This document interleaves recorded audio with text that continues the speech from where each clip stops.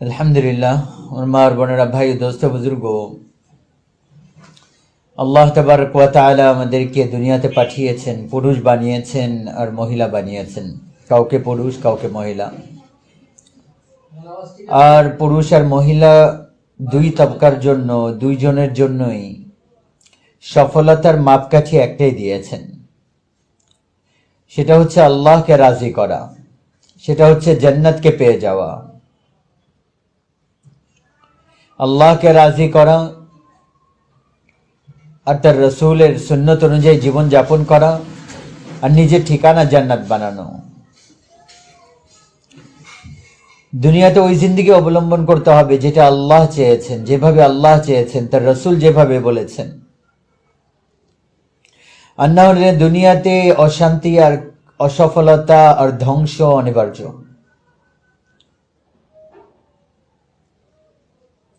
একটাই সওদা আল্লাহ তাআলা করতে বলছেন, আর কি বলছেন? ওয়াকারনা ফি বুয়ুতিকুন্না ওয়ালা তাবাররাজনা তাবাররুজাল জাহিলিয়াতিল উলা ওয়া আকিমনাস সালাহ ওয়া আতিনাজ যাকাহ ওয়া আতি'না আল্লাহ ওয়া রাসূলাহ। ঘরগুলার মধ্যে তোমরা জমে বসো আর ঘরগুলাকে সুন্দর বানাও, নামাজকে প্রতিষ্ঠা করো, কোরআন তেলাওয়াত করো, আল্লাহর নামে খরচ করো আর যাকাত আদায় করো, আর আমার বান্দি বনে চলো। ওয়াযকুরনা মা ইউতলা ফি বুয়ুতিকুন্না মিন আয়াতিল্লাহি ওয়াল হিকমা। নিজেদের ঘরগুলাকে আমার কোরআনের আওয়াজ দিয়ে আবাদ করো, কোরআনের নগমা দিয়ে আবাদ করো, আমার হাবিবের কথা দিয়ে তোমাদের ঘরগুলাকে তোমরা সাজাও, তোমরা সওদা করো আমার সাথে। আর বলছে দেখো, কিন্তু কিছু জিনিস দেখতে পারবা না। আচ্ছা, তাহলে কিরকম দৃষ্টি দিবেন? মুসা আলাইহিস সালাম বললেন, এ আল্লাহ আরিনি আনজুরু ইলাইকা, আল্লাহ আপনাকে দেখতে চাই। তুর পাহাড়ে যে বললেন, আল্লাহ আপনাকে দেখতে চাই। আরিনি আনজুরু ইলাইকা, আল্লাহ আপনাকে দেখতে চাই।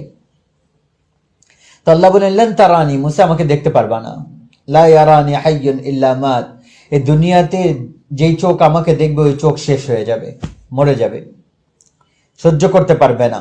ওয়ালা রাতবুন ইল্লা তাফাররাক ওয়ালা ইয়াবিসুন ইল্লা কাদাহদাহা, কোন জীবিত দেখলে মরে যাবে, কোন শুকনো অবস্থায় দেখলে ফেটে যাবে, কোন ভিজা অবস্থায় দেখলে শুকিয়ে জমে যাবে। আমাকে তোমরা এই জায়গায় দেখতে পারবা না। ইন্নামা ইয়ারানি আহলুল জান্নাহ আল্লাযী লা তানামু আ'ইনুহুম ওয়া লা তাবলা সিয়াবুহুম ওয়া লা ইয়াফনা শাবাবুহুম। তুমি জান্নাতে চলে আসো, তোমাকে ওই চোখ দিব যেটা আমার দিদার করতে পারবে। ওইটা ওরকম চোখ হবে যার ভেতর থেকে আল্লাহ তাআলা ঘুমকে উঠিয়ে নেবে। জান্নাতে আর ঘুম নাই। ঘুম তো হচ্ছে মৃত্যুর একটা বন। জান্নাতে মওত শেষ, ঘুমও শেষ। মানুষ ঘুমায় তো তখন যখন হয়রান হয়ে যায়। একজন ছিলেন আবু মুসলিম খাওলানি, অনেক বড়, আরেকজন ছিল খোরাসানি, অনেক বড় জালিম গভর্নর। সে পুরো বছর ঘুমাতো না, দিনেও না রাতেও না। সে বলতে যৌবন আছে, শক্তি আছে, মেহনতের ময়দান নাই, আমি কি করব? তো জান্নাতে আল্লাহ তাআলা শক্তি এরকম দিবেন, ঘুম শেষ। আর চোখ সবসময় দেখবে, কি দেখবে? দুনিয়াতে হারাম দেখে নাই। পুরুষদেরকে বলছে দৃষ্টি নিচা করো, মেয়েদেরকে বলছে পর্দা করো। কুল্লিল মুমিনিনা ইয়াগদুদনা মিন আবসারিহিম, আমার বান্দারা দৃষ্টিকে নিচে রাখো। ইয়াগদুদনা মিন আবসারিহিন্না, আমার মহিলারা তোমরা তোমাদের দৃষ্টিকে নিচা রাখো। এর বদলে কি হবে? তোমাদেরকে জান্নাতের দৃশ্য দেখাবো। হাদিসে কি আসছে যে জান্নাতে যখন সিংহাসনে বসবে আর নিজের থুতনির নিচে হাত রেখে বসবে, আল্লাহ তাআলা তার সামনে একটা দৃশ্য খুলবে। 70 বছর সে ওইটাই দেখতে থাকবে, চোখের পলক ফেলানো ভুলে যাবে। দুনিয়াতে তো 70 বছরের জীবন শেষ, হ্যাঁ? আর জান্নাতে একদিন দুনিয়ার 1000 বছরের সমান হবে, 1000 বছরের দিনের সমান। তো আল্লাহ তাআলার হিসাবে, আর আমরা মনে করবো 1 মিনিটে চলে গেছে। 70 বছর এরকম বসে থাকবে, নিজের দিক পরিবর্তন করবে না, আল্লাহ তাআলা এরকম দৃশ্য দেখাবে। স্বামী স্ত্রী একজনকে দেখাবে, হ্যাঁ, স্বামী স্ত্রী একজনকে 40 বছর দেখতে থাকবে, দেখার শখ পুরা হবে না, 40 বছর পর্যন্ত। আর এগুলা তো ছোট শখ। আল্লাহ তাবারক ওয়া তাআলা জান্নাতে নিজের চেহারা থেকে পর্দা সরাবে না, নিজের দিদার করাবে না। যখন জান্নাতওয়ালারা জান্নাতে ঢুকবে তো আল্লাহ বলবেন, আচ্ছা আজকে একটা অঙ্গীকার পুরা করতেছে, একটা মোলাকাত পুরা হবে। জান্নাতের একটা ময়দান আছে যেটার মধ্যে কোনো গাছ নাই, কোনো ঝর্ণা নাই, কোনো হুর নাই, কোন বিল্ডিং, যেটা আল্লাহ তাবারক ওয়া তাআলা পুরুষ মহিলা আলাদা আলাদা বসাবেন আর আল্লাহ তাআলা এলান করবেন, হাল ওয়াজাদতুম মা ওয়া'দা, আমার বান্দা বান্দি আমি জঙ্গি হয়ে গেছি, ফাইন সাল্লামতা লি ফিমা উরিদ কাফাইতুকা ফিমা তুরিদ, তোমরা আমার মানো আমি আল্লাহ তোমাদের মানবো। যৌবন চাও, এরকম যৌবন দিব যেটা বার্ধক্যতা দেখবা না, এরকম সৌন্দর্য দিব সূর্যকে আঙ্গুল দেখালে সূর্য তোমার আঙ্গুলের সামনে গরুব হয়ে যাবে, তোমার চেহারা কেমন হবে। কাপড় দরকার এরকম জোড়া দেব যে 100 জোড়া এরকম পাতলা হবে, 100 জোড়া পরিধান করবা, প্রতিটা জোড়ার রং আলাদা দেখাবো, ঘ্রাণ আলাদা দেখাবো। হ্যাঁ, গহনা দরকার তো ছাড়ো দুনিয়ার হারাম কামাইকে, আমি একজন ফেরেশতা বানিয়েছি, এগুলো হাদিসের অর্থ বলতেছি, হাদিসের অর্থ। এক ফেরেশতা বানিয়েছেন আল্লাহ তাআলা, যেই দিন তাকে বানানো হয়েছে আল্লাহ তাআলা বলেছেন আমার বান্দার জন্য গহনা বানাও, পুরুষ মহিলাদের জন্য গহনা বানাও। সে গহনা বানাচ্ছে, তার তসবিহ তেলাওয়াত সব মাফ, তার একটাই কাজ সে স্বর্ণকার, সে স্বর্ণ বানাচ্ছে, সে গহনা বানাচ্ছে। আর আল্লাহ তাবারক ওয়া তাআলা কাল কিয়ামতের ময়দানে পুরুষ মহিলাদেরকে ডাকবেন আর বলবেন আসো, ইউহাল্লাউনা ফিহা মিন আসাওিরা মিন যাহাব, এখন আমি তোমাদেরকে স্বর্ণের বালা পরিধান করাবো। দুনিয়াতে স্বর্ণের মধ্যে তো খোট দেওয়া হয়, নকল দেওয়া হয়, হ্যাঁ, বলবে 100 ভাগের 100 ভাগ, কিন্তু তার মধ্যে মিলাওয়াট থাকবে। আল্লাহ কি বলবেন, খালেস। আর ওই গহনা এর মধ্যে ওইটা ডিজাইন করে ওইটাতে রাখলে পুরা জগৎ আলোকিত হয়ে যাবে, বড় মতি কেমন হবে। তা আল্লাহ তাআলা পরিধান করাবে। আর ওই ফেরেশতা যখন মৃত্যুবরণ করবে না, ওই গহনা বানাতে বানাতে মরে যাবে। তারপর আল্লাহ তাআলা দুনিয়ার পুরুষ মহিলাকে বলবে আসো, দুনিয়াতে সবর করছো, এখন আমি তোমাদেরকে পরিধান করাবো, দুনিয়াতে মোটা পড়ছো, এখন আমি পরিধান করাবো। ওয়ালবাসুনা সিয়াবান খুদরা মিন সুনদুসিন ওয়া ইস্তাবরাক। হযরত উম্মে সালমা বললেন ইয়া রাসূলুল্লাহ, দুনিয়ার মেয়েরা বেশি উত্তম ঈমানওয়ালি নাকি জান্নাতের হুর? আল্লাহ রাসূল বলেন বাল নিসাউদ দুনিয়া ইয়া উম্মে সালিমা, আরে দুনিয়ার জান্নাতের হুর কি বলতেছো, দুনিয়ার ঈমানওয়ালি মেয়েরা অনেক বেশি ভালো উত্তম। বললো বিমা ইয়া রাসূলুল্লাহ, কেন এই প্রশ্ন কেন করলেন? জান্নাতের হুরা তো মুশক, আম্বার, জাফরান, কাফুর দিয়ে বানানো হয়েছে, 4টা জিনিস, মুশক, আম্বার, জাফরান, কাফুর। আর আমরা কি? আগুন, পানি, মাটি, বাতাস। দুনিয়ার মানুষ তারা তো উত্তম জিনিস দিয়ে বানানো হয়েছে তাদেরকে। বলি ইয়া রাসূলুল্লাহ তারা ভালো না আমরা ভালো? বললো বল নিসাউদ দুনিয়া, না দুনিয়ার মেয়েরা বেশি ভালো। লিমা ইয়া রাসূলুল্লাহ, কেন ইয়া রাসূলুল্লাহ? তো বলেন বিসালাতিহিন্না, নামাজের কারণে, তাদের নামাজের কারণে, ওয়া ইবাদাতিহিন্না, আর তাদের ইবাদতের কারণে, মানার কারণে, ওয়া সিয়ামিহিন্না, তাদের রোজার কারণে। নামাজ, রোজা আর ইবাদত। ইবাদত বড় শব্দ, যেটার মানে 24 ঘন্টা আল্লাহর রাসূলকে মানা। ইবাদত মানে আব্দুল, বান্দা হওয়া, বান্দি হওয়া। আর আল্লাহ তাআলা তাদের চেহারা নূর বানাবেন, নূরানি বানাবেন। আজজাদাহুন্নাল হারির, তাদের পোশাক রেশমের হবে আর সূর্যের মতো চমকানো চেহারা দিবে। সুফরাল হলি, আর খালিস স্বর্ণ পরাবেন। হুদলাল হুলাল, আর রেশমের পোশাক পরবেন। মাজামিরাহুন্নাল লুলু, আর তাদের আংটির মধ্যে, হ্যাঁ, আংটির মধ্যে ধোঁয়া দেয়, এই যে যেরকম উদের কাঠ জ্বালায় না, এরকম তাদের আংটির মধ্যে এরকম ধোঁয়া হবে। মাজামের, তার মধ্যে উদকে জ্বালানো হবে ঘ্রাণের জন্য। আর আমশাতুহুন্না যাহাব, আর তাদের চুলের মধ্যে স্বর্ণের মণিমুক্তা থাকবে। আর জান্নাতি ঈমানওয়ালি মেয়েদেরকে ওই হুরের থেকে 70,000 গুণ বেশি সৌন্দর্যতা দেবে। তারা বলবে নাহনুল বানাতি মাসকিনুনা ফিল ফিরদাউস মুখাল্লাদু, জান্নাতের হুররা গর্ব করে বলবে আমরা সুন্দরী, জামালওয়ালি, জালালওয়ালি, আর জান্নাতের মধ্যে আমরা বড় হয়েছি, আমরা মৃত্যু দেখি নাই। আনতিল্লাযী উনশি, তুমি কি মাটিতে বানানো হয়েছে। ওয়া মাওয়াকি বালহাদু, আর তুমি কি কবরের মাটির মধ্যে মাটি হয়ে এখানে আসছো। তাদের গর্ব, জান্নাতের হুররা গর্ব করবে আমাদের মৃত্যু আসে নাই, আমরা যৌবন দেখেছি, বার্ধক্যতা দেখি নাই, সৌন্দর্যতা দেখেছি, বদসুরতি দেখি নাই। তোমরা মাটি দিয়ে বানাইছো, মাটির মধ্যে থাকছো, মাটির থেকে আসছো।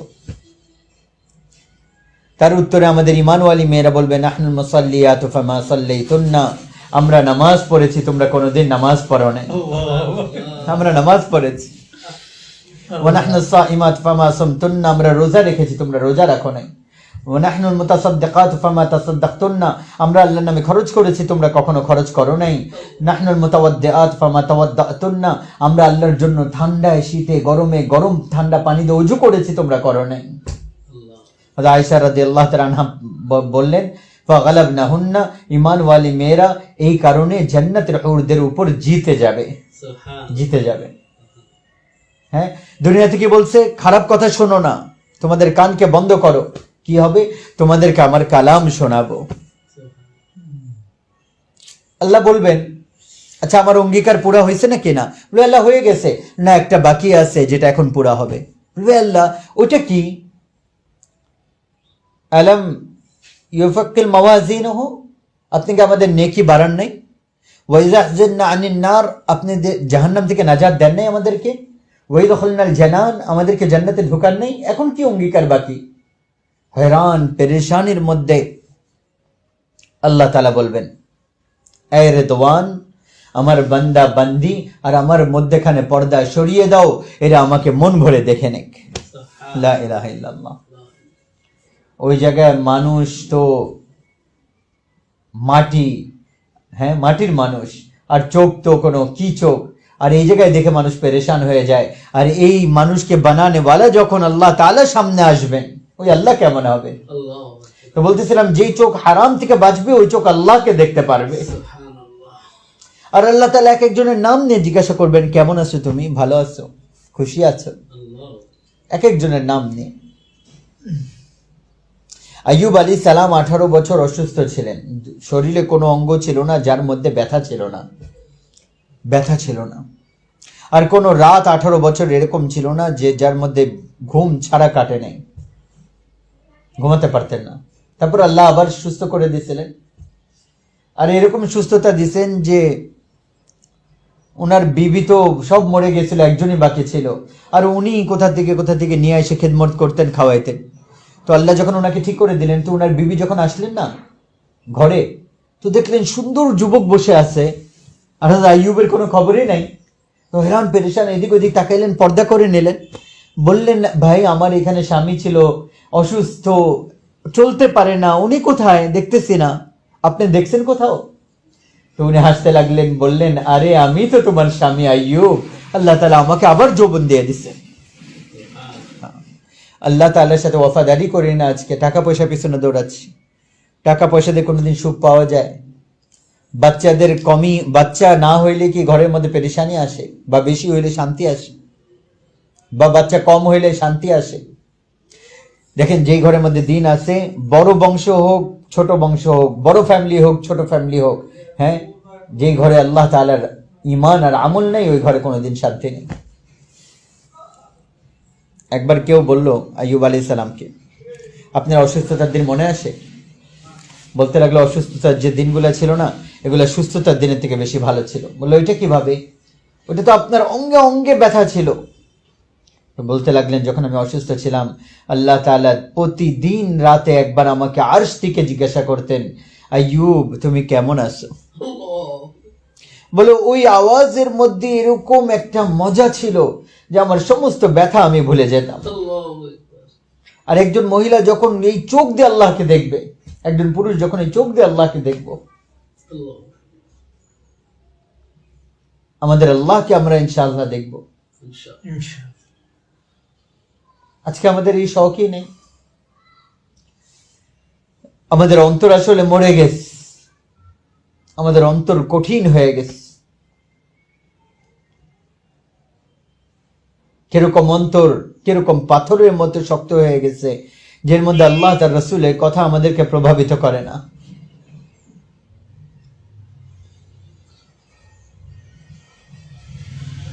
বয়ান শুনতেছি, এই কান্দে শুনে ওই কান্দে বের হয়ে যাচ্ছে, আমলের মধ্যে আসতেছে না। যে আল্লাহ তাআলার রগবত নাই, জান্নাতের শখ নাই, রাতে আল্লাহর সামনে উঠা নাই, দিনে আল্লাহ তাআলার ইতাআতের মধ্যে কাটানো নাই। এই পাথরের দুনিয়াকে সাজাচ্ছি। ঘর সাজায় কোনোদিন মানুষ সাজতে পারে? মানুষ তো আল্লাহ তাআলাকে মেনে সাজতে পারে। স্বর্ণ রূপা দিয়ে কোনোদিন কারো ওজন করা হয়? মানুষের ওজন তো তাকওয়ার উপর লাগে। বড় লসের ব্যবসা আমরা আজকে করতেছি। একটু তো চিন্তা করে আমার মার বোনরা ভাই দোস্ত, আল্লাহ সামনে থাকবে আর আল্লাহ নাম নিয়ে জিজ্ঞাসা করবেন কাইফা আনতা কাইফা আনতি, তুমি কেমন আছো, তুমি কেমন আছো। আর তারপরে আল্লাহ বলবেন আসো আমি তোমাদেরকে আমার কালাম শোনাই, আমি আমার কালাম তোমাদেরকে শোনাই। যখন আল্লাহ তাআলা আবার পর্দা ফেলে দিবেন, বলবেন তোমরা ফেরত যাও, তো সব জান্নাতীরা বলবে আল্লাহ আমরা জান্নাত চাই না, খানা চাই না, পানি চাই না, হুর চাই না, আমরা কিচ্ছু চাই না আল্লাহ, বাস আপনার দিদার করান, আমরা আপনাকে দেখতে থাকি, আপনি আমাদেরকে দেখতে থাকান, আমরা জান্নাত চাই না। আল্লাহ বলবেন আরে যাও যাও, আবার সপ্তম দিনে আসো। কিন্তু যারা জান্নাতুল ফিরদাউসে যাবে না, তারা প্রতিদিন সকালে আর সন্ধ্যায় দুইবার আল্লাহকে দেখবে। আর নিচের জান্নাতওয়ালারা সপ্তাহে একদিন। এটি বড় জান্নাত আর ছোট জান্নাতের পার্থক্য। আর আল্লাহ বলছেন ইন্নাল্লাহ ইয়াতাজাল্লা লিন-নাস আম্মাতান ওয়া লি আবি বকর খাসসাতান। আল্লাহ রাসূল বলেছেন আল্লাহ তাআলা সমস্ত জান্নাতওয়ালাদের সাথে একসাথে দেখা করবেন, আর সিদ্দিক আকবর রাদিয়াল্লাহু তাআলা আনহুর সাথে একা একা দেখা করবেন, যিনি সবকিছু লাগিয়ে দিয়েছেন আল্লাহর জন্য। শরীরে চট পরে নিয়েছিলেন, চটের কাপড়। তাবুকের যুদ্ধের আগে আল্লাহ রসুল যখন বললেন যে দিয়ে দাও আল্লাহর নামে, যে যা পারো, সবাই সব নিয়ে আসলো। হযরত ওমর রাদিয়াল্লাহু তাআলা বললেন আজকে আমার কাছে সম্পদ বেশি, আজকে আমি আবু বকরের থেকে আগে বেড়ে যাব, আজকে যদি না পারবো আর পারবো না।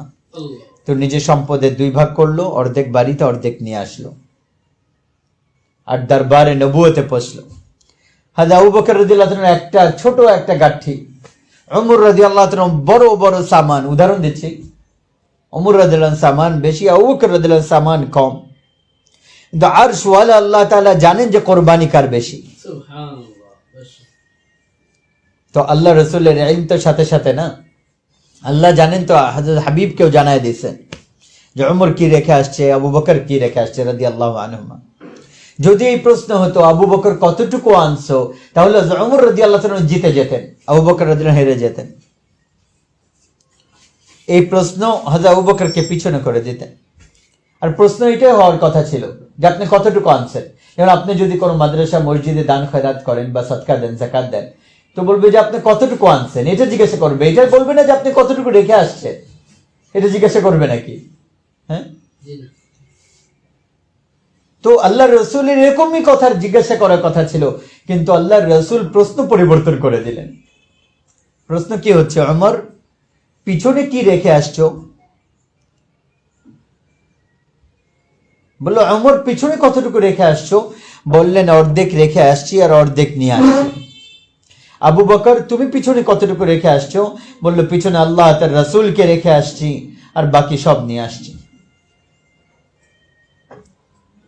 তাফসীরে আজিজে আছে দেওয়ালের মধ্যে উনি হাত দিচ্ছিলেন, মেয়ে জিজ্ঞাসা করলেন কি করতেছেন? বলে একটা সুই রাখছিলাম এখানে, ওইটাও না রেখে যায়, ওইটাও না থেকে যায়। তো হযরত সিদ্দিক আকবর রাদিয়াল্লাহু তাআলা আগে বেড়ে গেলেন। হযরত ওমর রাদিয়াল্লাহু তাআলা বললেন আমি সারা জীবনে তোমার থেকে আগে বাড়তে পারলাম না। তো আল্লাহ তাআলা আবু বকর রাদিয়াল্লাহু তাআলার সাথে একা একা দেখা করতেছেন। তো তাবুকের যুদ্ধের আগে সব দিয়ে চটের কাপড় পরে নিছে, ওইটা দিয়ে কাটা দিয়ে সেলাই করে নিছে। তো আসমান থেকে জিবরাইল আলাইহিস সালাম আসলেন, বললেন ইয়া রাসূলুল্লাহ, আল্লাহ তাআলা আবু বকর রাদিয়াল্লাহু তাআলা আনহুকে সালাম করতেছেন। এই উম্মতের মধ্যে দুইজনকে আল্লাহ তাআলা সালাম করেছেন, একজন হযরত খাদিজাতুল কুবরা রাদিয়াল্লাহু আনহু আর হযরত আবু বকর রাদিয়াল্লাহু তাআলা আনহু। হযরত খাদিজা রাদিয়াল্লাহু তাআলা আনহা কবে সালাম পেয়েছেন? যখন সবকিছু লাগিয়ে দিয়েছেন আর তিন দিন ক্ষুধার্ত। জিবরাইল আলাইহিস সালাম এসে বললেন ইয়া রাসূলুল্লাহ, আল্লাহ তাআলা হযরত খাদিজা রাদিয়াল্লাহু তাআলা আনহাকে সালাম করতেছেন। হযরত আবু বকর রাদিয়াল্লাহু যখন সব দিয়ে দিয়েছেন, জিবরাইল আলাইহিস সালাম এসে সালাম করতেছেন যে আল্লাহ তাআলা সালাম করছেন আর জিজ্ঞাসা করতেছেন আবু বকর রাদিয়াল্লাহু তাআলা আনহু এই গরীবী অবস্থায় আমি আল্লাহর উপর রাজি তো আছে? আল্লাহ জিজ্ঞাসা করতেছেন বান্দাকে। তাহলে আবু বকরকে বললেন আবু বকর, আল্লাহ তাআলা তোমাকে সালাম করতেছেন আর জিজ্ঞাসা করতেছেন এই গরীবী অবস্থায় রাজি তো আছো? হযরত আবু বকর রাদিয়াল্লাহু তাআলা কাঁদতে লাগলেন, বললেন আনা রাব্বি রাযিন, আমি আমার রবের উপর রাজি, আমি আমার রবের উপর রাজি আছি। আমাদের ঘরগুলো পরিবেশ আজকে এটা নাই যে আমার আল্লাহ আমার উপর কিভাবে রাজি হবে এটা চিন্তা করি। আমাদের বাচ্চাদের তরবিয়ত এভাবে করা হচ্ছে না যে আমাদের আল্লাহকে কিভাবে রাজি করতে হবে। মা বাবা লাঠি উঠায় রাখছে, পড়ো পড়ো পড়ো, স্কুলে ভালো পাস করতে হবে, আর কামাই করো, আর তারপরে বড় বড় লোক হও, বড় চাকরি করো, বড় ব্যবসা করো, আর বাইরেকে সাজাও, এগুলোর মধ্যে লেগে আস। এই ব্যথা নাই যে আমি কিভাবে রাজি করবো আল্লাহকে, আমার বাচ্চারা কিভাবে আল্লাহকে রাজি করবে, এই ব্যথা নাই। এই মেহনত শেষ হয়ে গেছে। নামাজ পড়ছে ঠিক আছে, না পড়লেও ঠিক আছে, না পড়ার খুশি, না পড়ার পেরেশানি। কোরআন তেলাওয়াত হলে কোনো খুশি নাই, নামাজ ছেড়ে দিলে কোনো পেরেশানি নাই, মিথ্যা বললে কোনো কষ্ট নাই, সত্য বললে কোনো হাসি নাই। যদি 20 টাকার লাভ হয় না ব্যবসায়, সবাই খুশি হয়ে যায়। 20 টাকার লস হয়ে গেলে সবাই পেরেশান হয়ে যায়। একটা ঘরে বাচ্চা অসুস্থ, সবাই পেরেশান। কোনো খুশির কথা, সবাই খুশি। আমার মার বোনেরা, ভাই দোস্ত, এগুলো কোনো খুশির জিনিস হলো? পেরেশান হওয়ার জিনিস হলো? এক ওয়াক্ত নামাজ ছুটি গেলে পেরেশান হওয়ার কথা ছিল, হায় আমার নামাজ গেল।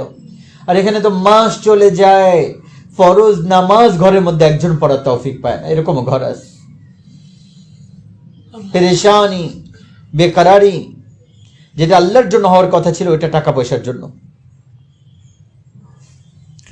তো আল্লাহকে জীবনের উদ্দেশ্য বানায় আমাদের পুরুষ মহিলাকে আল্লাহ তাআলা একটা রাস্তা দিয়েছেন। এটা বলতেছিলাম যে আমার বান্দা বান্দি, আমাকে সামনে রেখে চলো, আমি হচ্ছে তোমাদের খালিক আর মালিক, আমি হচ্ছে তোমাদের মাবুদ, আমাকে রাজি করো। এটা তোমাদের জীবনের উদ্দেশ্য, এটাই সফলতা, এটাই কামিয়াবি। আল্লাহকে রাজি করো আমাদের জীবনের উদ্দেশ্য। ওইটা করতে যায়, পাইলে শুকর আদায় করব, না পাইলে সবর করব। ইজ্জত আসলে শুকর আদায় করব, অপমানিত হলে সবর করব। অসুস্থ হব, সবর করব, সুস্থ থাকবো তো শুকরিয়া আদায় করব।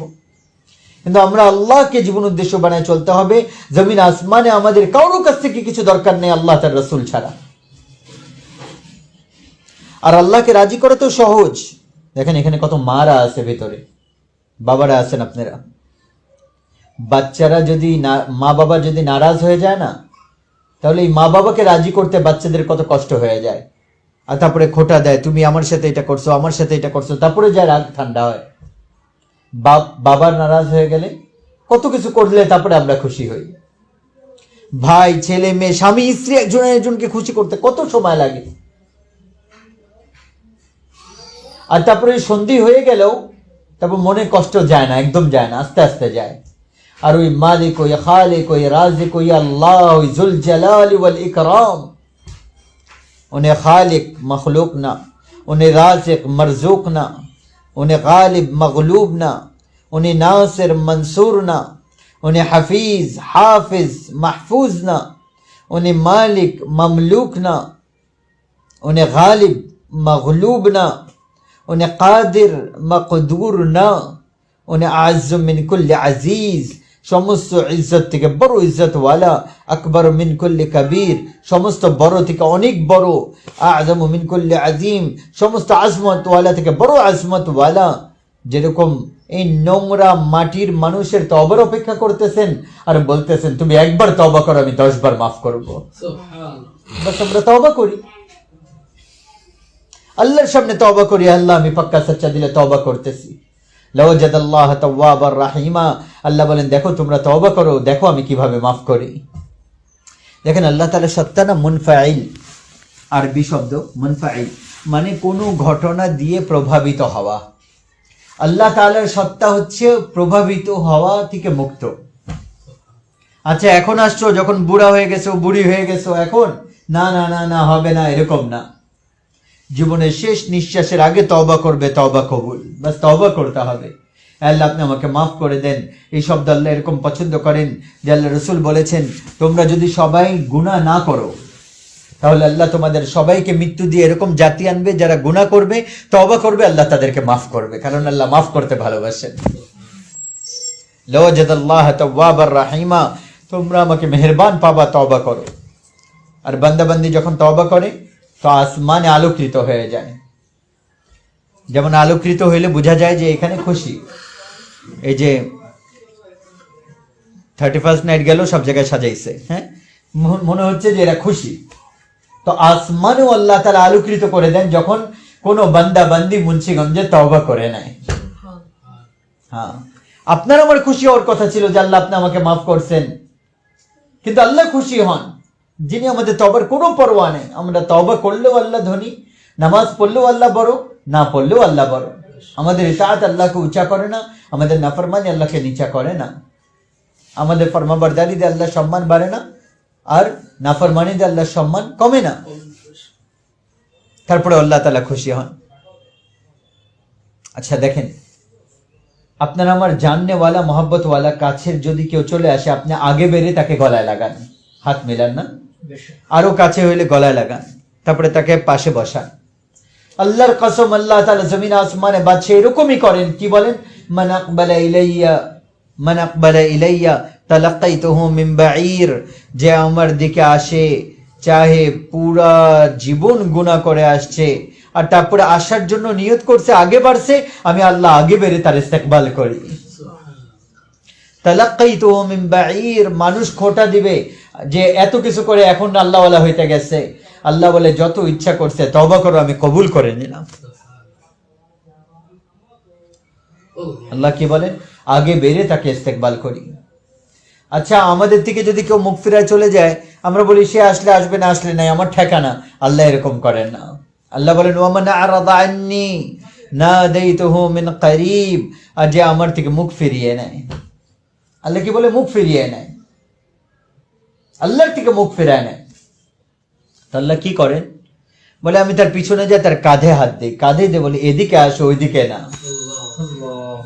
উদাহরণ দিয়ে বলতেছি, যেরকম ছোট বাচ্চা আগুনের দিকে গেলে, চুলার দিকে গেলে মা পিছন দিকে টান দেয়, আল্লাহ এরকম বলে ওইদিকে ধ্বংস ছাড়া তোমার কিছু নাই, আমি তোমার অপেক্ষা করতেছি, এদিকে আসো। ইন যাকারতানি যাকারতুক, তুমি আমাকে স্মরণ করো, আমি তোমাকে স্মরণ করি।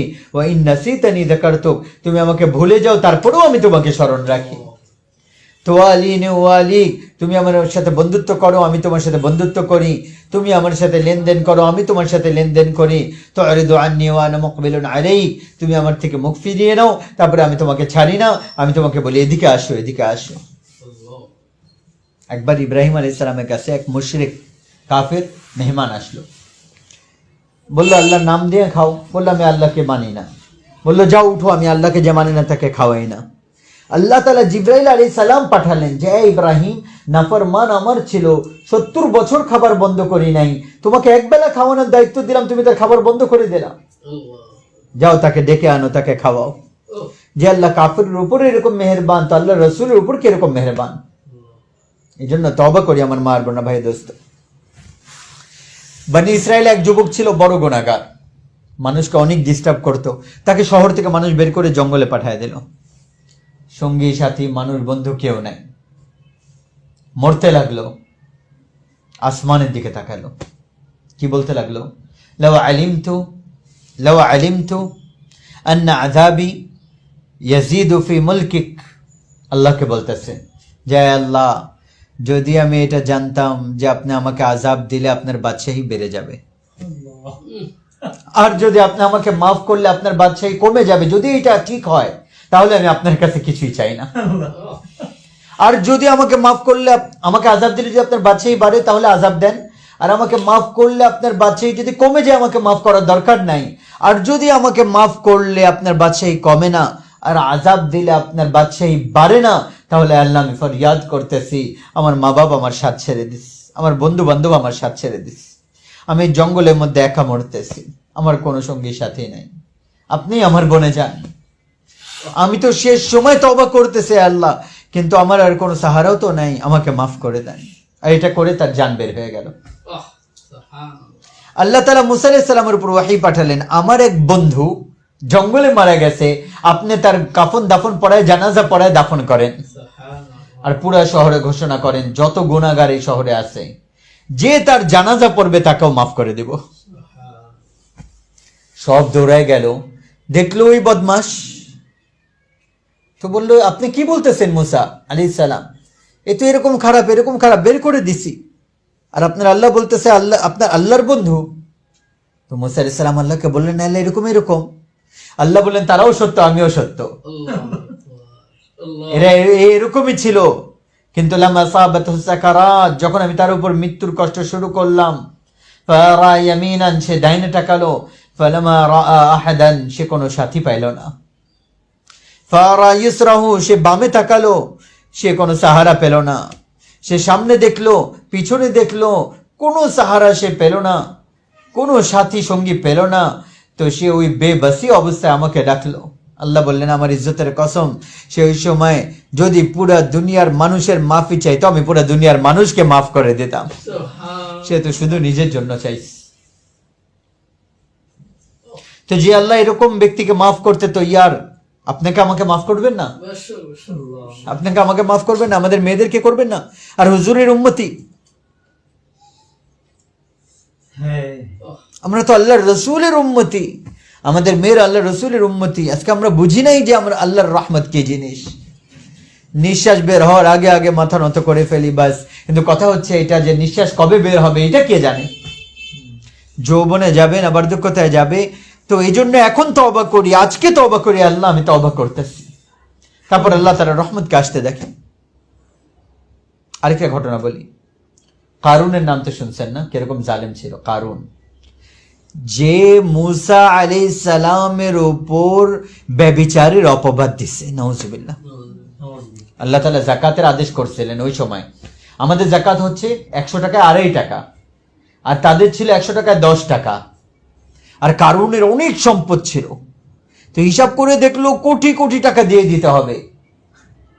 তো একজন খারাপ মহিলাকে সে টাকা দিয়ে বলল যে আমি মুসাকে মাসলা জিজ্ঞেস করব, যে ব্যভিচার করবে তার কি শাস্তি।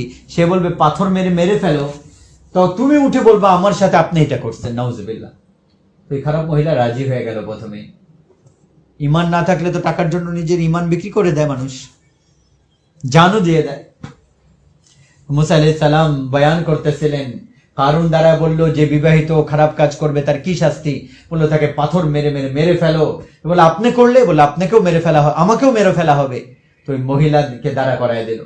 তো সে যখন মুসা আলাইহিস সালামের চেহারার দিকে তাকাইলো, ভয়ে কাঁপতে লাগলো। বললো আমি তো আর বলবো না, আগে আমি এমনি খারাপ মহিলা, আমার উপর অনেক গুনাহ, এই গুনাহ আমি নিজের উপর নিয়ে আমি মরতে পারবো না। আমাকে কারণ টাকা দিয়েছিল আপনার উপর অপবাদ দেওয়ার জন্য। মুসা আলাইহিস সালাম সিজদায় পড়ে গেলেন আর রাগী ছিলেন। বললেন, হে আল্লাহ, আপনার নবীর সাথে এটা হয়েছে। আল্লাহ বললেন, এই মাটি তোমার অনুগত মুসা, তুমি যা বলবো এটা করবে। আলাইহিস সালাম, মুসা আলাইহিস সালাম দাঁড়ায় বললেন মাটিকে, ধরো একে, ইখসফি বিহি, খেয়ে ফেলো একে। তো মাটি ফাটলো আর তার পাও ভেতরে গেল। কারণ বুঝলো ওহো ফেসে গেছি। বললে মুসা মাফ করে দাও। বললে আরো ভিতরে যাও, তা হাঁটু পর্যন্ত। বললে মুসা মাফ করো। বললে আরো ধরো, তো কোমর পর্যন্ত ঢুকে গেল। বললো মুসা মাফ করো। বললে আরো নাও, ঘাড় পর্যন্ত আসলো। বললে মুসা মাফ করো। বললে আরো ভিতরে যাও। সে পুরা ধসে গেল, জীবিত দাফন হয়ে গেল। লা ইলাহা ইল্লাল্লাহ। তখন আল্লাহ তাআলার পেগাম আসলো, এ মুসা, তোমার কাছে সে মাফ চাইতে থাকলো, আমার ইজ্জতের কসম, আমার কাছে একবার কারুন মাফ চাইলে আমি তাকে মাফ করে দিতাম। তো বলেন আমরা কারুন থেকে বেশি বড় গুনাহগার? আল্লাহ তাআলার লাখ লাখ শুকরিয়া, আমরা হযরত মুহাম্মদ মুস্তাফা সাল্লাল্লাহু আলাইহি সাল্লামের উম্মতি। আমাদের পিছনে তো অনেক বড় সাহারা আছে। সাহারা মানে এটা না যে আমরা গুনাহ করতে থাকবো, যা ইচ্ছা করো পিছনে আল্লাহ নবী আছে, না না না না, এটা তো খ্রিস্টানরা করে। ঈসা আলাইহিস সালাম বলে তাদের সমস্ত গুনাহ নিয়ে চলে গেছে। কিন্তু আল্লাহ তো আমাদেরকে মাফ করতে চান। আমাদের চেহারা পরিবর্তন হচ্ছে না। বলেন কোন এরকম গুনাহ আজকে করতেছি না আমরা, যে গুনার কারণে চেহারা নোংরা হয়ে জন্তু জানোয়ার না হয়ে যেত। আগের জামানায় গুনাহ করলে জন্তু জানোয়ারের চেহারা হয়ে যেত। আর আমরা কোনো দরখাস্ত করছি হুজুরের উম্মতি হওয়ার? বলেন না, মেয়েরা করছে। মুসা আলাইহিস সালামকে আল্লাহ বলেছিলেন যে যারা গরুর বাচ্চার পূজা করছে সবাইকে কতল করো। তাদের তবাই এটা কতল করতে হবে, একজন আরেকজন, ছেলে মেয়ে মা বাবা একজন আরেকজনকে কতল করবে। সবাই এসে বললো আমরা এটা পারবো না। আল্লাহকে বলেন এমনি মাফ করে দে।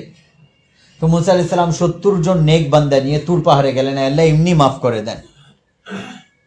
তো আল্লাহ তাআলা বলেন তোমার উম্মতের তওবা তো কতল, কিন্তু এর পরে এক উম্মত আসতেছে, যত বড় গুনাহ করুক মন থেকে যদি বলবে আল্লাহ মাফ করে দেন, আমি তাদের সমস্ত গুনাহ মাফ করে দেব। আমাদের কথা বলছে। মুসা আলাইহিস সালাম বললেন আল্লাহ ওটা কোন উম্মত? বললেন আমার হাবিবের উম্মত। তাহলে ওই উম্মত আমাকে দেন। বললেন না না, আপনি আগে, তারা পরে আসবে। ঈসা আলাইহিস সালামকে আল্লাহ তাআলা জান্নাতের গুণ বয়ান করতে যায় বললেন তার পানি এরকম 1 ফোঁটা আঙ্গুলে লাগায় আসমানে বসলে পুরো দুনিয়া ঘ্রাণযুক্ত হয়ে যাবে। ঈসা আলাইহিস সালাম বললেন, আল্লাহ ওই পানি আমাকে দেন। আল্লাহ বললেন, না না, যতক্ষণ পর্যন্ত আমার হাবিব না পান করবে সবার উপরে পানি হারাম, আর যতক্ষণ পর্যন্ত আমার হাবিবের উম্মত না পান করবে ওই পানি সবার উপর হারাম। তো কালকে কিয়ামতের ময়দানে আল্লাহ রসুল বলবে, আল্লাহ আমার উম্মতের হিসাব আমার কাছে দেন। আল্লাহ বলবেন, কেন? বলে, আমি হিসাব নিব অন্য কারোর সামনে লজ্জা না পাবে। আল্লাহ বলবেন যে আপনি তাদের গুনাহ দেখলে তারা লজ্জা পাবে না কিনা? বললো, হ্যাঁ পাবে। বলে, এই জন্য আমি আপনাকেও দেখতে দিব না, পর্দাতে তাদের হিসাব নেব, কাউকে বলবো না এরা কি করছে। কেউ জাহান্নামে গেলেও পর্দায় যাবে, যাবে তো। জাহান্নামে 7 অংশ, সবার উপরে জাহান্নাম, তারপরে হতামা, তারপরে লাযা, তারপরে সাঈর, তারপরে সাকার, তারপরে জাহিম, তারপরে হাবিয়া। জাহান্নামে মুসলমানরা যাবে। কোন মুসলমান? পুরুষ মহিলা যারা তওবা করা ছাড়া মরে যাবে। তারপরে যে হতামা খ্রিস্টানদের জন্য, লাযা ইহুদিদের জন্য, সাঈর অগ্নি পূজারকদের জন্য, ইরানি, আর তারপরে সাকার অগ্নি, ওই যে সূর্য গ্রহর পূজারদের জন্য, আর জাহিম মুশরিকিনদের জন্য, আর হাবিয়া মুনাফিকিনদের জন্য। মুনাফিকিনদের জন্য যখন আল্লাহ তাআলা জাহান্নামের আগুন বাড়ান না, তো হাবিয়ার পর্দা সরিয়ে দেন, তার মধ্যে থেকে যে আগুন বের হয়, উপরে জাহান্নামের আগুনও চিৎকার করতে থাকে ওই আগুনের তাপসে। যখন হুজুরের উম্মতকে জাহান্নামে দেওয়া হবে, তাদের চেহারা কালো হবে না, তাদের হাতের মধ্যে হাতকড়ি হবে না, তাদের পায়ে বেরি হবে না। তো যারা পড়বে, দোজখের ফেরেশতা বলবে, এরা কারা চেহারা আলোকৃত, হাতে বেরি নাই, পায়ে বেরি নাই, এরা কারা? তো আল্লাহ তাআলা তখন বলবেন, আগুনকে হুকুম দাও, এদেরকে ধরো।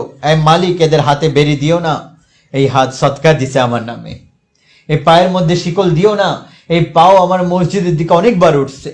এদের চেহারাকে জ্বালিও না, এই কপাল অনেকবার আমার দরবারে সেজদা করছে। এদের অন্তরকে জ্বালিও না, এর মধ্যে ঈমান আছে, বাকি পুরা শরীরকে আগুন ধরে নেবে। আচ্ছা, যখন আগুন প্রথমে ধরতে যাবে না, ওই মুসলমান বলবে লা ইলাহা ইল্লাল্লাহ, আগুন পিছনে সরে যাবে, জাহান্নামের আগুন ধরতে পারবে না। আবার আসবে, বলবে আবার লা ইলাহা ইল্লাল্লাহ, আগুন পিছনে যাবে। আবার আসবে লা ইলাহা ইল্লাল্লাহ, তো দোজখের ফেরেশতা বলবে ধরো না কেন? বলবে লাইসা লি সুলতানুন আলা লা ইলাহা ইল্লাল্লাহ, আগুন বলবে লা ইলাহা ইল্লাল্লাহর উপর আমার শক্তি চলে না। তো বলবে এখন ধরো। চতুর্থবার আগুন ধরতে আসবে, লা ইলাহা ইল্লাল্লাহ বলতে চাবে মুসলমান, কিন্তু আল্লাহ মুখ বন্ধ করে দেবে, কারণ শাস্তি তো হতে হবে। ভিতরে আছে, বলতে পারবে না। তারপর আল্লাহ বলবেন, এই কলমার লাজ যদি দুনিয়াতে রাখতে, এই আগুন তোমাদেরকে কিছু করতো না। তোমরা আমার কলমার সম্মানকে নষ্ট করছো, আজকে তার শাস্তি ভোগ করতে হবে। তুই উম্মত যদি জাহান্নামেও যাবে, এরকম ছাড় তো পাবে। তো আমার মার বর্ণা ভাই দোস্ত, আমরা তওবা করি, আল্লাহ তাআলার সামনে আমাদের তওবাকে পেশ করি। আর তওবা কি? যে আমাদের জীবন হযরত মুহাম্মদ মুস্তাফা সাল্লাল্লাহু আলাইহি সাল্লামের তরিকার উপর আসে।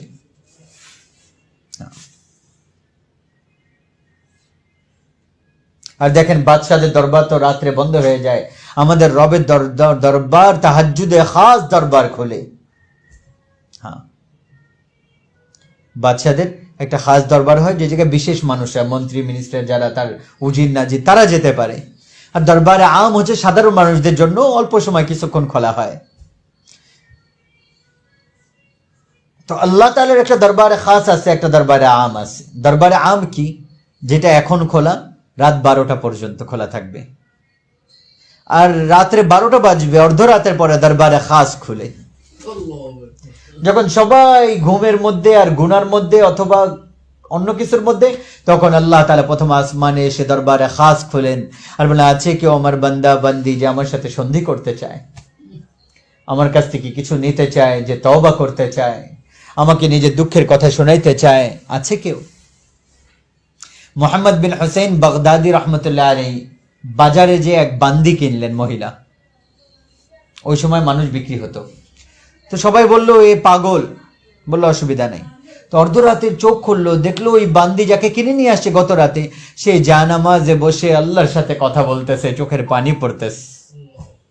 আর আল্লাহ কি বলতেছে? আল্লাহ, ওই ভালোবাসা যেটা আপনার আমার সাথে আছে। আজীব কথা। বলার কথা এটা ছিল যে ওই ভালোবাসা যেটা আমার আপনার সাথে আছে, বলতে লাগলো আল্লাহ, ওই ভালোবাসা যেটা আপনার আমার সাথে আছে, ওইটার ওয়াস্তা দিয়ে আপনাকে বলতেছি। তো উনি বাধা দিলেন, ওই আল্লাহর ওয়ালি বলে, কি বলতেছো তুমি? এরকম বলো যে আল্লাহ ওই ভালোবাসা যেটা আমার আপনার সাথে আছে, বললো চুপ করেন, যদি আল্লাহ আমাকে ভালো না বাসতেন তাহলে আমাকে এই জায়গায় বসাতেন না, আপনাকে ওই জায়গায় ঘুম পাড়াতেন না। আমাকে ভালোবাসেন তো আমাকে ঘুম থেকে উঠিয়ে জানামাজে দাঁড়া করিয়েছেন। তারপর ওই মহিলা বলতে লাগলো, এ আল্লাহ, এখন তো আপনার আমার ভালোবাসার রাজ ফাঁস হয়ে গেছে, মানুষ বুঝে গেছে, জেনে গেছে। হ্যাঁ আল্লাহ, এখন আপনার আপনি আপনি আমাকে আপনার কাছে ডেকে নেন। এক চিৎকার করে ওই জায়গায় জান বের হয়ে গেল।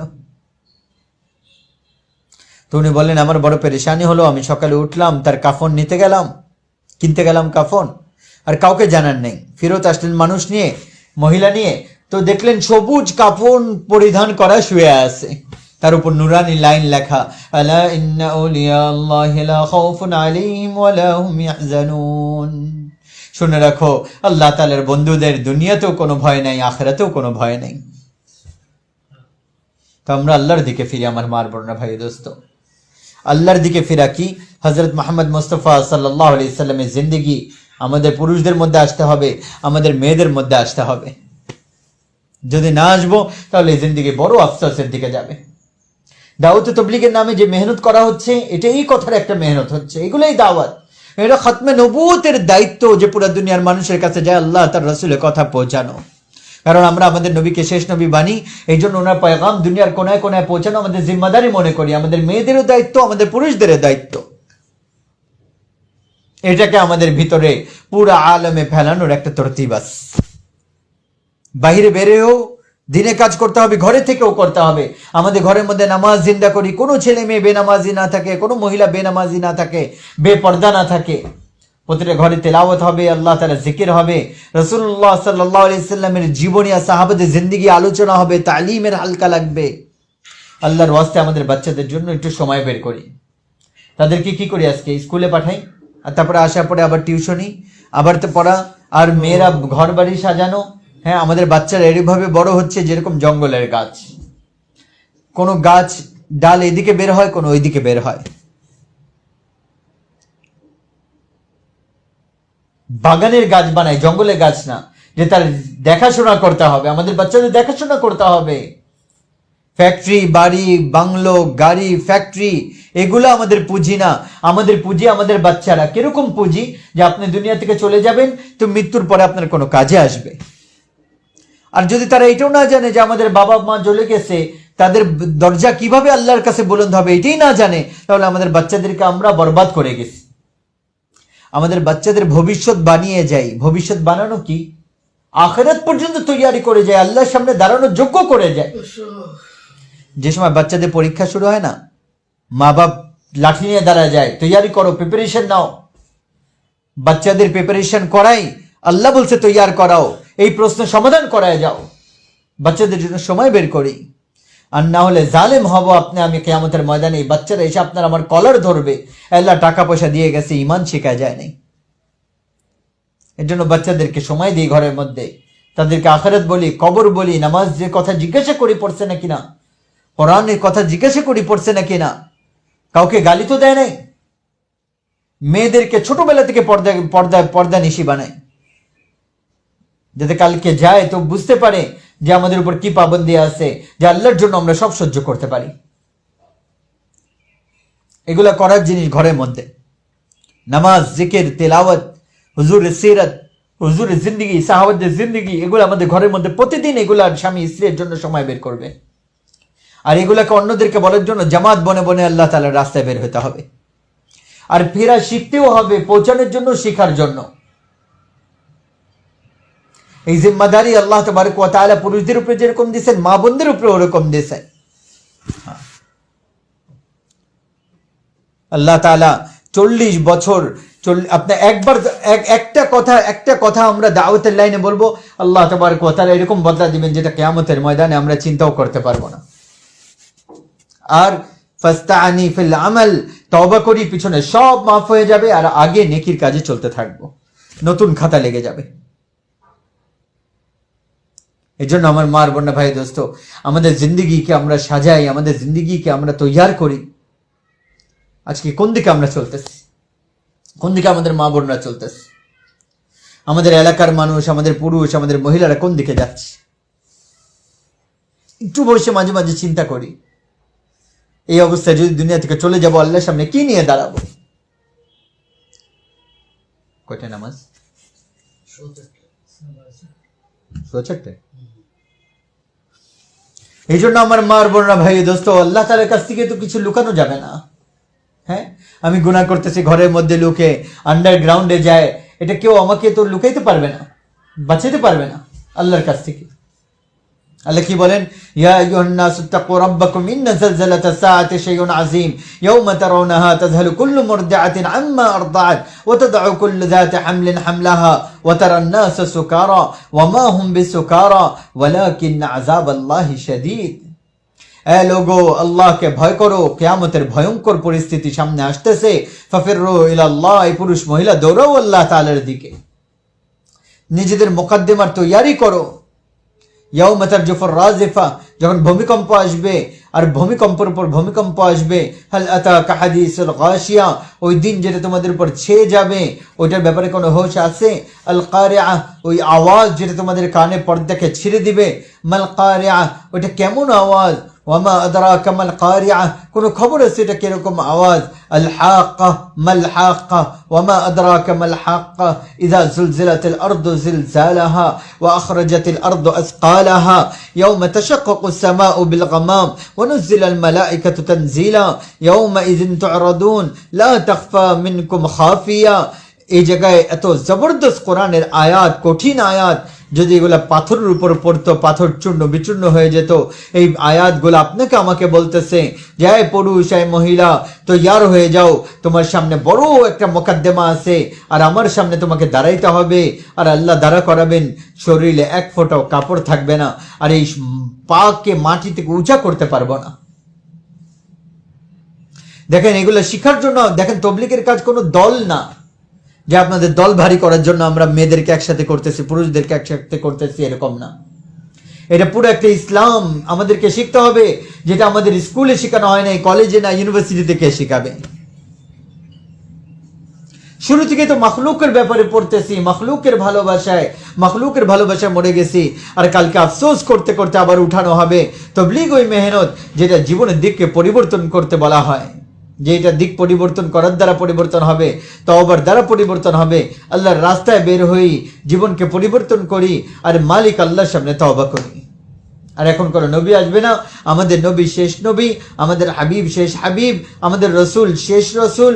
আল্লাহ রসুলের উপর নবুয়ত শেষ, আল্লাহ রসুলের উপর রিসালত শেষ, আল্লাহ রসুলের উপর সরদারি শেষ, আল্লাহ রসুলের উপর ইজ্জত শেষ, আল্লাহ রসুলের উপর শাফাআত শেষ। আল্লাহ রসুল কি ইজ্জতের একদম চৌকিতে, একদম সবার উপরে উঠিয়ে দিয়েছেন। আল্লাহ তাআলা বলেছেন, বাস এখন আমার নবী শেষ নবী, এরপরে কোনো নবী নেই। এখন এই নবীর কলমা পড়নেওয়ালা পুরুষ মহিলা, তারা আমার পয়গাম অন্যদের কাছে পৌঁছাবে।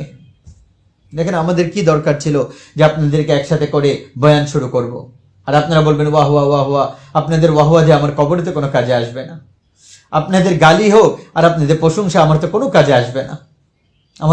আপনারা আমাকে কাঁধে বসান আর পায়ের নিচে রাখেন, কোনো আমার কবর সংকীর্ণ হবে না, বড় হবে না, বরং আমার আপনার আমল যেটা আল্লাহর দরবারে বড় করবে আমাদেরকে, অথবা ধরা খাওয়াবে। এই জন্য একটা জিম্মাদারি মনে করে আপনাদেরকে একসাথে করা হচ্ছে, আর সবার হাত জোরে জোরে বলা হচ্ছে যে আল্লাহর ওয়াস্তে এই অবস্থায় মরে না যাই। হ্যাঁ, আমাদের গহনা আর বাড়ি গাড়ি করতে করতে না মরে না যাই, একটা জিম্মাদারি নিয়ে, ওই জিম্মাদারি নিয়ে চলতে চলতে দুনিয়া থেকে যায়। আর এটাকে পুরো দুনিয়াতে আম করা, যেটা বললাম আমাদের জিম্মাদারি, আমাদের পুরুষদের দায়িত্ব, মেয়েদের দায়িত্ব, পুরুষদেরও দায়িত্ব, মেয়েদেরও দায়িত্ব, পুরা পয়গাম পুরো দুনিয়াতে পৌঁছাবে। আলা ফালিবাল্লিগু শাহিদুল গায়ব, মিনার ময়দানে এই হাদিসে মুতাওয়াতির বলা হয়, কোরআনের আয়াতের বরাবর। কোরআনের আয়াত অস্বীকার করলে কাফের, হাদিসে মুতাওয়াতির মানে 10 জনের বেশি যেই সাহাবা যেই হাদিসকে বয়ান করছে, ওই হাদিসকে অস্বীকার করলেও মুহাদ্দিসিন ইকরাম অনেকে বলেন যে সে কাফের হয়ে যায়। বলছে যাও গায়েবিন পর্যন্ত আমার কথাকে পৌঁছাও। তো মারা বাচ্চাদেরকে তরবিয়ত দিছিল, বিবিরা নিজেদের হককে মাফ করে স্বামীকে আল্লাহর রাস্তায় পাঠাইছে, মা বাবা বাচ্চাদের হক মাফ করে দিস, আর বাচ্চাদেরকে আর বিবিরা নিজেদের সোহাগকে, আর মারা নিজেদের সাহারাকে, আর ভাইরা নিজেদের আত্মীয় স্বজনকে কেটে আল্লাহ তাআলা পয়গাম আমাদের কাছে পৌঁছানোর জন্য জামাত দার জামাত প্রথম শতাব্দীতে আল্লাহ রাসূল ইন্তেকালের পরে বের হয়েছে। আর 90 হিজরিতে ইসলাম ভারত মহাদেশ পর্যন্ত পৌঁছে গেছে। মোহাম্মদ ইবনে কাসেম সোহাদাদের কবর কাসিম বেলাতে এখনো। ওনারও কোনো মায়ের বাচ্চা ছিল, কারো সোহাগ ছিল, কারো সাহারা ছিল। আরবের যুবক আর মুলতানে পাকিস্তানে মরে পড়ে আছে। কি জিনিস নিয়ে আসছে? পঞ্জগুড়ে এই যে চায়নাতে সাহাবাদের কবর, ক্যান্টন কি আনছে ওনাদেরকে? খাতমে নবুত টেনে আনছে। ওনাদের অন্তরে বসে গেছিল আমাদের নবী শেষ নবী, আর পরে কোনো নবী নাই, তার পয়গাম আমাদেরকে পৌঁছাইতে হবে। হযরত জাফর রাদিয়াল্লাহু আনহু কবর, আল্লাহর রাসূলের চাচাতো ভাই জাফর বিন আবু তালিব, মুতার পাহাড়ের উপর কবর। ওনার কবরের উপর লেখা আছে জাফর তাইয়ার, যার 2 হাত আল্লাহর নামে কেটে দেওয়া হয়েছিল। 33 বছর বয়স মাত্র। আর ওখান থেকে ফেরত আসছেন, হাবশা থেকে হিজরত করে, আগে হাবশাতেও হিজরত করছিলেন। 2 বছরও মদিনা থাকতে পারেন না, আল্লাহ রাসূল আবার পাঠিয়ে দিলেন জাফর যাও জর্ডানে, ওই জায়গায় যে শহীদ হয়ে গেলেন। 3 ছোট ছোট বাচ্চা, আউন, আব্দুল্লাহ, মোহাম্মদ। আর ওনার বিবি আসমা 20-21 বছর বয়স মাত্র। আল্লাহ রসুলকে আল্লাহ তাআলা দেখায় দিয়েছিলেন, জাফর আগে বেড়ে শহীদ হয়ে গেছে, মসজিদে বসে বসে দেখায় দিয়েছিলেন। ওখান থেকে আল্লাহ রসুল উঠলেন আর ঘরে গেলেন। হযরত আসমা বলেন, আমি বাচ্চাদেরকে গোসল করিয়ে রেখেছিলাম, রুটি বানিয়ে আটা রাখছিলাম, রুটি বানাবো। আল্লাহ রসুল আসলেন, দেখলাম চেহারার রং পরিবর্তিত। আমার সন্দেহ হলো জাফরে কিছু হয়েছে, কিন্তু সাহস হলো না। তো আল্লাহ রসুল 3 বাচ্চাকে ডেকে কোলের মধ্যে নিয়ে আল্লাহ রসুল চোখের পানি ফেলতে লাগলেন। যখন কাঁদলেন, আসমা বললেন আমার সন্দেহ হতে লাগলো। আমি বললাম, ইয়া রাসূলুল্লাহ, জাফর কেমন আছে? আল্লাহ রসুল বললেন, আসমা, জাফরকে আল্লাহ তাআলা নিজের কাছে ডেকে নিয়েছেন। ওই জায়গায় পড়ে বেহুশ হয়ে গেলেন। হযরত জাফরের কবরে গেলেন। যায়েদ ইবনে হারিসা, উনি সাহাবী যাকে আল্লাহ রসুল নিজের ছেলে বানিয়েছিলেন। ওনার কবরে, ওই জায়গায় ওনার কবরের উপর লেখা আছে, হযরত যায়েদ যখন শহীদ হয়েছেন, আল্লাহ রসুল কাঁদতে কাঁদতে তার ঘরে গেলেন। তো ওনার মেয়ে দেখলেন, ফাজাহিশাত ইলান নবী, দৌড় দিয়ে আল্লাহ রসুলের পাও জড়িয়ে ধরলো আর জোরে জোরে কাঁদতে লাগলো। আল্লাহ রসুল তাকে কোলে নিয়ে কাঁদতে লাগলো। হযরত সাদ ইবনে উবাদা, এক সাহাবী, বড় মজবুত কঠিন মন ছিল, উনি কাঁদতেছিলেন না। উনি বললেন, ইয়া রাসূলুল্লাহ, আপনি কেন কাঁদতেছেন? বললো, এটা বাবার কান্দা বাচ্চার স্মরণে, এটা হাবিবের কান্দা হাবিবের স্মরণে। ওনারা যদি আমাদের মতো ইসলাম শিখতেন, তাহলে ইসলাম আমাদের কাছে এই পর্যন্ত আসতো না।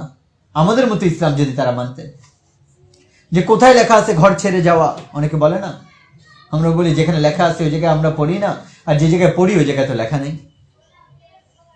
যে জায়গায় পড়ি ওখানে লেখা নেই। এটা খতমে নবুয়তের মেহনত, এটা কোনো দল না, কোনো জামাত না। এটা আমরা আমাদের নবীকে শেষ নবী মানি, এই জন্য ওনার পয়গাম দুনিয়ার কোনায় কোনায় পৌঁছানো আমাদের জিম্মাদারি মনে করি। আমাদের পুরুষদেরও দায়িত্ব, আমাদের মেয়েদেরও দায়িত্ব, আমার মার বোনরা ভাই দোস্ত, এইটাকে নিজের ভিতরে নিয়ে পুরো দুনিয়ার কোনায় কোনায় ফেলানোর একটা তরতিব আছে, একটা নিয়ম আছে। ঘরে থেকেও দিনের কাজ করতে হবে, বের হয়েও করতে হবে। যে আমলগুলো বললাম এগুলো ঘরের মধ্যে চিন্তা করতে হবে, আল্লাহর রাস্তায় বের হয়েও এই দায়িত্ব পুরা করার জন্য। হ্যাঁ, 3 দিনের জন্য, 10 দিনের জন্য, 20 দিনের জন্য, 4 মাস, 40 দিনের জন্য, আর বিদেশ সফরে 2 মাসের জন্য পুরা পৃথিবীর মেয়েরা আমাদের অপেক্ষায় আছে। আমরা সুইডেনে জামাতে ছিলাম, তো ওই জায়গায় মেয়েরা এসে মসজিদের বাইরে বসে থাকতো, বরফ পড়তেছে ওর মধ্যে। আমরা বলতাম, তোমরা কেন আসছো? বললো, আমরা ইসলামের ব্যাপারে জানতে চাই। আমাদেরকে এখানে মেয়েরা নাই, মেয়েরা তোমাদেরকে বলবে। বললো, তোমাদের মেয়েরা কোথায়? আমরা বলতাম, আমাদের মেয়েরা বাংলাদেশে। বাংলাদেশ থেকে তোমাদের মেয়েদেরকে ডাকো, আমাদেরকে ইসলাম বলবে। তো পুরো দুনিয়া তো অপেক্ষায় আছে আমার মার বোনা ভাই দোস্ত। আজকে আমরাই ভুলে গেছি আমাদের কি দায়িত্ব। এই জন্য একটু দায়িত্ব পুরা করার জন্য ভিতরে নাম দেই আমরা। যারা আগে আমরা 10-20 দিন সময় দিছি, তারা এরকম ভাবে চিল্লার জন্য নাম দেই। যারা চিল্লা আগে দিছি, তারা 2 মাসের বাহিরে সফরের জন্য নাম দেই। আর যারা 3 দিন লাগাইছি, 3-4 বার হয়ে গেছে, তারা 10 দিন 20 দিনের জন্য নাম দেই ইনশাআল্লাহ। আর যারা 3 দিন একবারও লাগাই নাই বা 2-1 বার লাগাইছি, তারা 3 দিনের জন্য নগদ জামাত বানাই এখান থেকে ইনশাআল্লাহ। আর আমাদের ইনশাআল্লাহ 17, 18, 19 জানুয়ারি মাসের আর 15 দিন বাকি টঙ্গী ইজতেমা। আমরা নিজেরা মা বোনরাও তৈয়ার হই। কি তৈয়ারি আমাদের? আমরা রোজা রাখি এখন থেকে ইজতেমা সফলতার জন্য। আমরা আমাদের মাহরাম পুরুষ যারা আছে তাদেরকে তৈয়ার করে আল্লাহর রাস্তায় 4 মাসের জন্য, 40 দিনের জন্য টঙ্গী ময়দানে তৈয়ার করে তাদের বাড়ি থেকে তাদেরকে রওনা করায় দিই, তাদের সামান রেডি করে দিই। তাদেরকে বলি, আপনারা আল্লাহর রাস্তায় যান, আমরা সবর করব, থাকবো, আমাদের কোনো অসুবিধা নেই, বাচ্চাদেরকে আমরা দেখবো। হ্যাঁ, মেয়েরা আমরা রোজা রাখি, দোয়া করি, কান্নাকাটি করি, কিছু সদকা দিই। আল্লাহ তাআলা আসানির সাথে আমাদের যত ইজতেমা পুরো বাংলাদেশে চলতেছে আর টঙ্গী ইজতেমাকে আল্লাহ তাআলা সফলতা দান করেন। মেয়েরা এইভাবে ইজতেমার মধ্যে শরীক হবে, ঠিক আছে ইনশাআল্লাহ। আর নিজেরাও ইজতেমার থেকে মাস্তুরাতে জামাতে বের হওয়ার নিয়ত করি। ইজতেমার ময়দান থেকে পুরুষরা যাবে, ওখান থেকে জামাত বন্দী হয়ে ওখান থেকে আপনাদেরকে ঘরের থেকে নিয়ে যায়, হেদায়েতের কথা শুনে বের হয়ে যাবে। এই জন্য মাস্তুরাতে জামাত ইজতেমাকে সামনে রেখেও আমরা বানাই, বিদেশ সফরের জন্য 40 দিনের জন্য, ঠিক আছে ইনশাআল্লাহ। আল্লাহ তাআলা আসান করেন। আমরা দোয়া করে দিচ্ছি, তারপর আপনারা তাশকিল পুরা করেন। আল্লাহুম্মা আনতাস সালাম ومنك السلام تبارك ربنا وتعاليك يا ذا الجلال والإكرام. ربنا ظلمنا أنفسنا وإن لم تغفر لنا وترحمنا لنكونن من الخاسرين. আল্লাহ আপনি আমাদের সমস্ত গুনাহকে মাফ করে দেন। আল্লাহ আমাদের উপর রাজি আর খুশি হয়ে যান। আল্লাহ আমরা গুনাহগার, আমাদের গুনাহের কোনো সীমানা নাই। আমরা পাক্কা সচ্চা দিলে তওবা করতেছি। আল্লাহ যা হয়েছে আপনি মাফ করে দেন। আল্লাহ আমরা জানি আপনি মাফ চাইলে আপনি গুনাহ মাফ করে দেন। আমরা মাফ চাচ্ছি, আমাদের সমস্ত গুনাহকে আপনি মাফ করে দেন। আল্লাহ পাক্কা সচ্চা দিলে আপনার হাবিবের সুন্নাত অনুযায়ী আল্লাহ জীবনকে চলার তৌফিক দান করেন। আল্লাহ যারা নিয়ত করেছেন তাদের নিয়তকে কবুল করেন। আল্লাহ যারা নিয়ত করতে পারেন এই সবাই নিয়ত করার তৌফিক দান করেন। আপনি দ্বীনের কাজের জন্য, দের দূরের জন্য আপনি আমাদেরকে কবুল ও মঞ্জুর করেন।